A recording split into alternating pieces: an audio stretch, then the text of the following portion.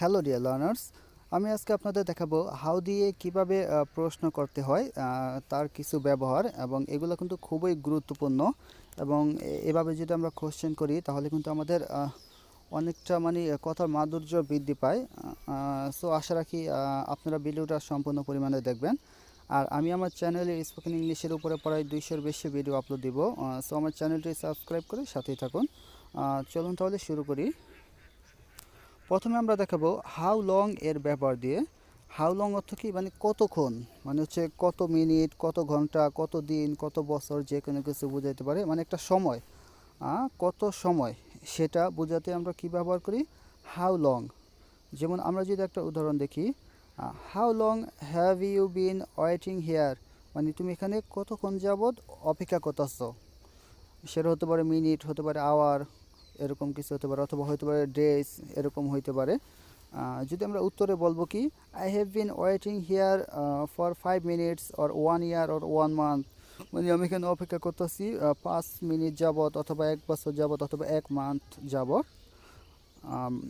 তারপরে যেটা আছে, how long will you stay there, মানে তুমি সেখানে কি কতক্ষণ থাকবে, কত সময় থাকবে। সেটা হোক কত ঘন্টা হতে পারে, কত ডেজ হতে মানে দিন হতে পারে, কত বছর হতে পারে, যাই হোক যে কোনো একটা হতে পারে। উত্তরে আপনারা যে কোনোটা বলতে পারেন। তারপরে যদি আমরা দেখি সি নাম্বারে, how long does it take to go there, মানে সেখানে যেতে কি কত সময় লাগে সেটা জানতে চাওয়া হয়েছে। কিন্তু আমরা কমন যে মিস্টেকটা করি, ভুল করি, সেটা হচ্ছে হাউ লং টাইম আমরা বলি। অনেকেই দেখবেন হাউ লং টাইম ব্যবহার করে। যেমন how long time have you been studying, মানে তুমি কতক্ষণ যাবৎ পড়তেছো, এরকম বুঝাইতে আমরা হাউ লংয়ের পর টাইম ব্যবহার করি। কিন্তু এটা কিন্তু একটা টোটালি ভুল, রং এটা। কারণ কি, আমরা হাউ লংয়ের পর কি কখনো আমরা টাইম ব্যবহার করি না। সো আপনারা অবশ্যই মনে রাখবেন, হাউ লংয়ের পরে যদি আপনি টাইম ওয়ার্ডটা ব্যবহার করেন তাহলে কিন্তু সেটা কিন্তু ভুল হবে, সেটা কারেক্ট হবে না। সেক্ষেত্রে আমাদের খেয়াল রাখতে হবে আমরা কি শুধু হাউ লং ব্যবহার করব। সো এই সেন্টেন্সটাকে যদি আমরা কাউকে জিজ্ঞাসা করতে চাই, তাহলে আমরা কিভাবে বলবো, how long have you been studying, মানে তুমি কতক্ষণ যাবৎ পড়তেছো। তারপরে দেখুন হাউ মেনি টাইমস, মানে কতবার, সেটা বলতে কি আমরা কি হাউ মেনি টাইমস বলি। যেমন একবার হতে পারে, দুইবার হতে পারে, 100 বার হতে পারে, 1000 বারও হতে পারে, সেটা যাই হোক। তো কতবার বোঝাতে কি আমরা হাউ মেনি টাইমস। যেমন এ নাম্বারে কি আছে, আমরা উদাহরণে যদি আমরা দেখি, how many times have you been to Japan, মানে তুমি জাপানে কি কতবার গেছো। তো আপনি উত্তরে বলতে পারেন 2 টাইমস, 3 টাইমস, অথবা আরও বেশি হতে পারে, মানে কি 2 বার, 3 বার, এরকম ক্ষেত্রে।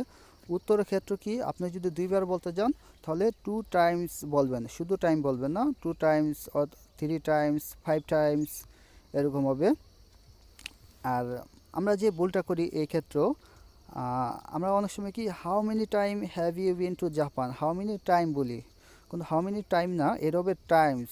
টাইমের পরে কি টাইমের সাথে কি এস যোগ হবে, মনে রাখতে হবে, নাহলে কিন্তু আবার এটাও ভুল হয়ে যাবে। সো আমরা কি বলবো, how many times have you been to Japan. আরও কিছু উদাহরণ যদি দেখি তাহলে আমরা বিষয়টা আরও ক্লিয়ার হব। যেমন how many times did you meet him, মানে তুমি তার সাথে কি কতবার দেখা করেছিলে, মিট করেছিলে।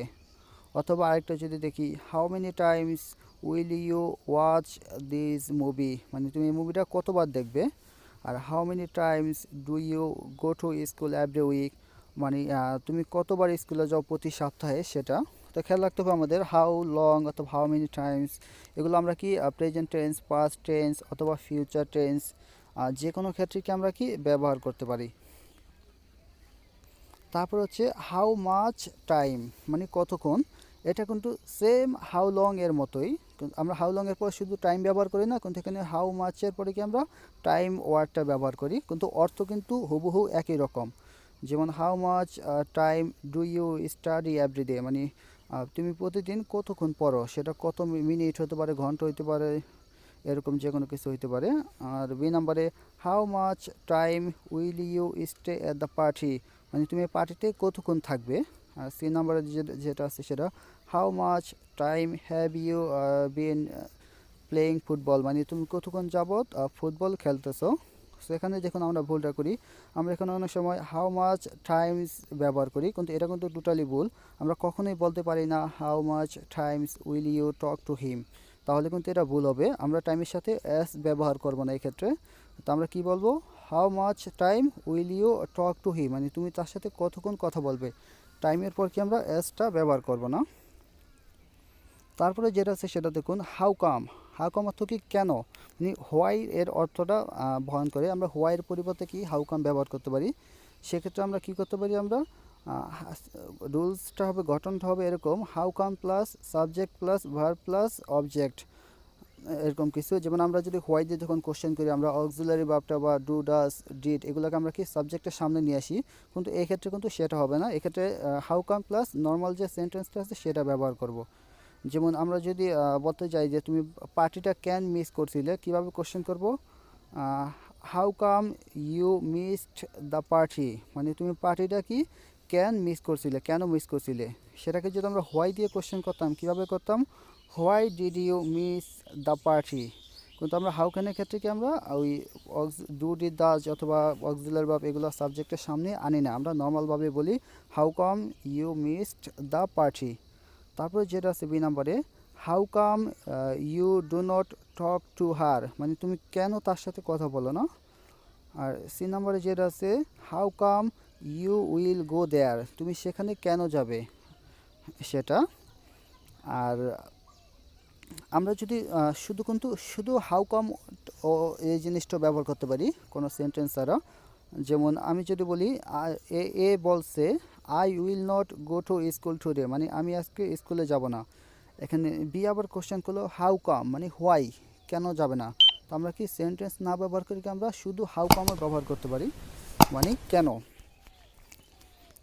সো আশা রাখি আপনারা এই ভিডিওটা ভালো করে বুঝতে পারছেন, আর নিয়মগুলো বারবার মানে ভিডিওটা দেখবেন আর ভালো করে বোঝার চেষ্টা করবেন।